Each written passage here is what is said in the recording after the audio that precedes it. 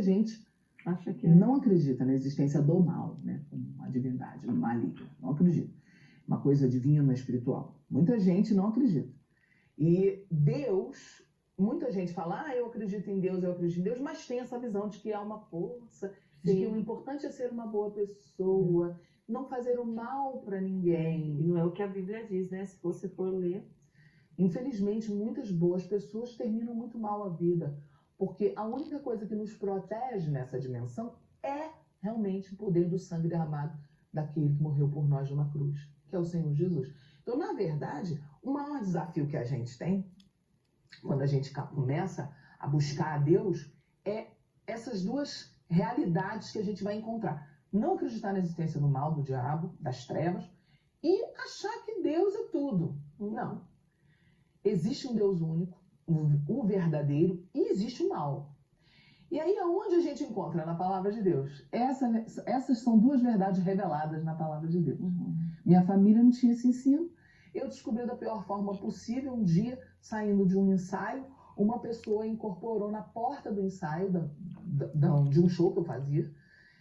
E quando essa pessoa incorporou, essa pessoa me agrediu com um celular. E eu tive minha visão aberta. E isso é muito importante pontuar, Karina, que quando eu era do mundo, eu tinha alguns valores que acho que até pela misericórdia mesmo Deus me deu. Por exemplo, eu não usava drogas, eu não bebia bebida alcoólica. Talvez também porque fui criado numa família muito liberal, não tinha necessidade de usar nenhum entorpecente, nenhum anestésico emocional, porque eu podia ser o que eu quisesse ser. Eu tinha o direito de fazer o que eu quisesse fazer. Não tinha muitos limites na minha criação. Né? Até fazia falta, às vezes, um pouquinho de limite. Não tinha. Era tudo muito liberado na minha vida.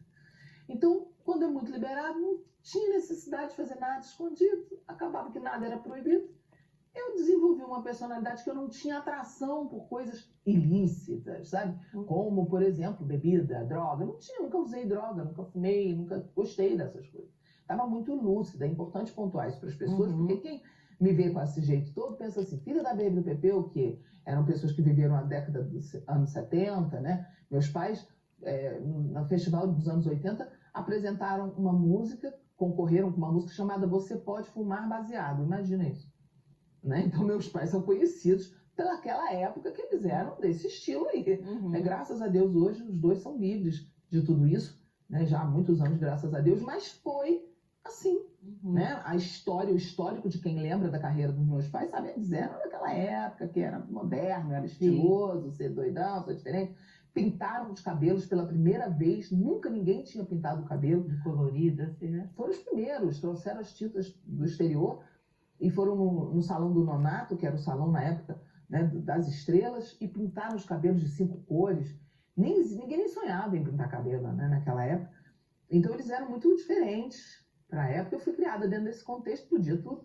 Então o que aconteceu? Eu tinha essa crença dentro de mim de nunca duvidar que Deus existia, mas Deus era uma força. Porém, o mal eu rejeitava, eu negava a existência do mal, porque eu fui criada assim. Quando eu tive aquela experiência na porta do ensaio, a minha visão espiritual abriu. Eu estava lúcida. Quem está assistindo precisa entender isso. Eu não estava drogada, tendo um surto de droga, de bebida. Não era isso. Eram 3 horas da tarde, não era de noite. Luz do dia, já estávamos na porta do local, solzão, normal. E a pessoa manifestou. Quando a pessoa manifestou, eu tive uma experiência espiritual, de abrir a visão espiritual. Coisa que eu nem sabia que eu estava tendo. Eu vi que era uma coisa invisível, a pessoa estava invisível, eu vi um monstro dentro da pessoa. Fiquei em estado, assim, catatônico, paralisada, e lembrando das palavras da minha amiga Andréia, que me falava de tudo isso, que dizia, ela... Dentro de casa, quando eu ia passar o final de semana na casa dela, que eu amava estar com ela, né, e com a família. Às vezes eu via ela falando, tá amarrado, tá repreendido. E eu falava, nossa, fanática, dentro de mim, pra ela, não falava, mas dentro de mim eu falava, nossa, que exagero, pra que isso, amarrar o quê, né? Entendeu? Tinha preconceito. Aí, quando eu vi o mal, o que aconteceu? A Andréia tem razão. Isso existe. O mal existe, é real. E A sensação em seguida foi do chão sair. Por quê? Em segundos, dentro do teu inconsciente, ruem, desabam todas as suas crenças aonde você estava sentada, consolidada, convicta. Por esse motivo que a gente nega muitas vezes, porque vai dar um trabalho lidar com isso, né? A nível de autoconhecimento, à luz da palavra de Deus, nós temos que praticar o autoconhecimento, porque o próprio Davi disse, sonda-me, ó Deus, vê se há em mim. Quer dizer, me ajuda a me enxergar.